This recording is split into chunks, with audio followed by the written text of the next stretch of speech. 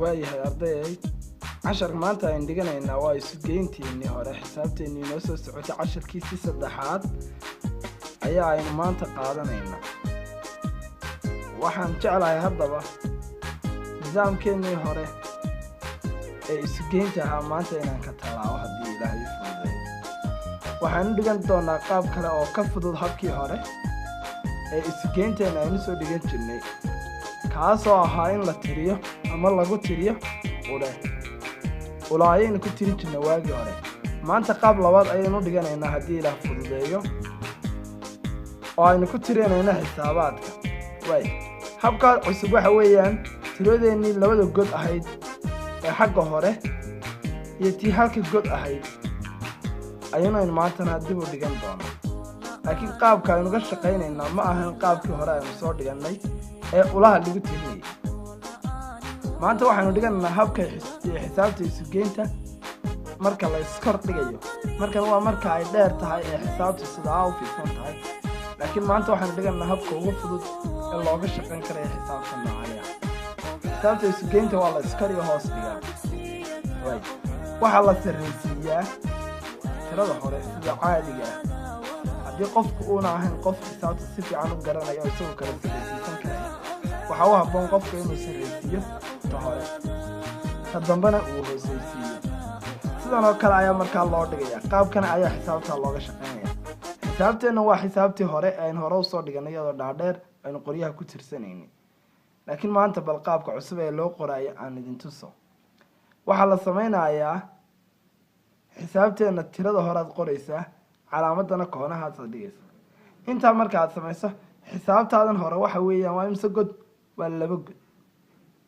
ta dambena waa xabad, waa 1 god. hore waxaynu soo sheegnay godkan inuu koowaad yahay, kana inuu tobnaad yahay. taa micnaheedu waxa weeyaan tan xabad wal oo halkan taallaa waxay u dhigantaa 10.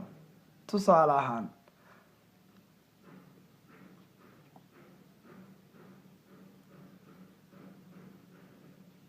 saddex iyo 30.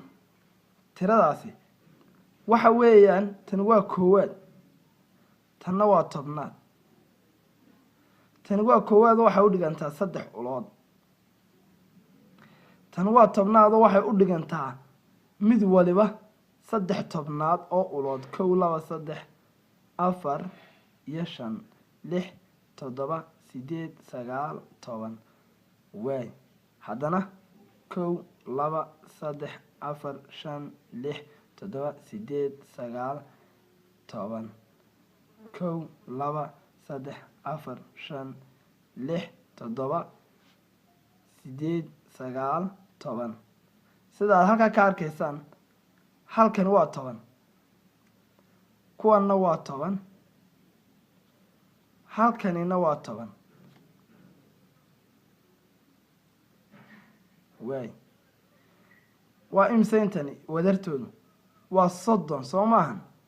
waay saddexdeedaana iigu geey, xaggaasina 3 bay ahayd. taa micnaheedu waxa weeyaan tiradeena waa imse? waa 3 iyo 30. marka waxaad ogaanaysaa xabad wal oo halkan ku jirtaa inay u dhiganto 10 ulood. godka labaad xabad wali waxay u dhigantaa maxay? 10 ulood. godka koowaadna waa koowaad oo waa xabad waa 3 xabo, 3 ulood oo keliyaata. laakiin kuwan waa 30 ulood. at that time xabad wal kow haddaan xaggaa dhimo oon 23 ka dhigataa micnaheedu waxa weeyaan 10 baa go-aaya.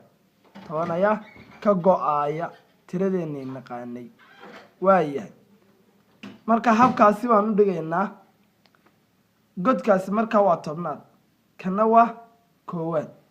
tiradeennana waa xabad quriyaato waa god quriyaato waa koowaad markaasna marka waxaa la isku beegayaa tirooyinka markaas hoos dhigayso koowaad iyo koowaad tobnaad iyo tobnaad boqolaad iyo boqolaad godadka insha Allah waan dhigi doonaa xisaabaadka soo socdeen ku dhigan doonaa laakiin waxa isku beegaysaa tanna waa koowaad tanina waa koowaad inta marka aan isku beegto waxaan sameeynaa waan isu geynayaa labadan hadii aan isku daro 7 hadii laba xabba lagu daro waa imisa waa 9 Soomahan 9 bay noqonaysaa kanina waa la soo degaysaa kanina waa la soo degaysaa hadda xilligaas marka waa dhamaysa xisaabta waa isu geysay 12 ulood hadii 7 ulood lagu daro wadartoodu waxa weeyaan 19 ulood waa habka ugu fudud ee xisaabaadka looga shaqeeyo ama aynu ga shaqeyn karno way xabba labaad tusaale labaad aan ku noqdo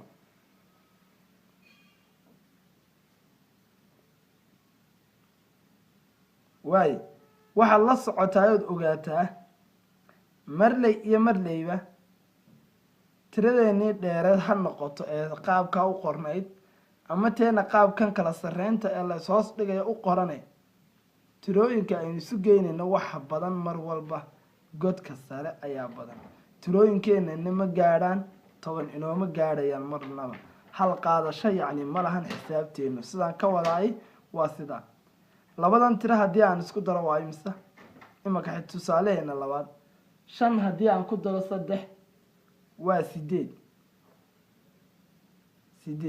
labadan waxaan u geeyaa ma yaalaan meesha oo godkii tobnaad kuma yaalo waan la soo degaya waa isku imisa waa 8 iyo 20 5 iyo 20 ulood haddaan ku daro 3 ulood waa 8 iyo 20 waayahay intaasi maanta waxa inoogu dhan casharkeennii saddexaad ee xisaabteennii oo aan maanta ku baranay qaabka xisaabta la hoos dhigo ee aan ahayn qaabka dhaadheer ee xisaabta waxaan noogu joojinayaa intaasi wixii tusaale ahaa insha Allah biidni raxmaan inta kadib waxaan dirayaa layliskeenii casharkeennii hore laylis maana dirin laakiin sakan waan dirayaa way ardayo hadda waxa isku soo daysaa xisaabtan inaad ka soo shaqeyso hadii ilaah kuu fududeeyo ta koowaad waxaad uga shaqeynaysaa marka hore qaabkeennii dhaadheera ee wadarta aynu uga shaqeyn jirnay qaabkaasi marka aad uga shaqeyso haddana waxaad isku dayaysaa inaad uga shaqeyso qaabka is hoos dhiga ee wadarta aynu uga shaqeynayno maanta labada xabbo ka soo shaqeeya insha Allah waxaan isku dayi doonaa xisadeena dambe inaan ku sharaxbino insha Allah wassalaamu calaykum wa rahmatullaahi wa barakaatuh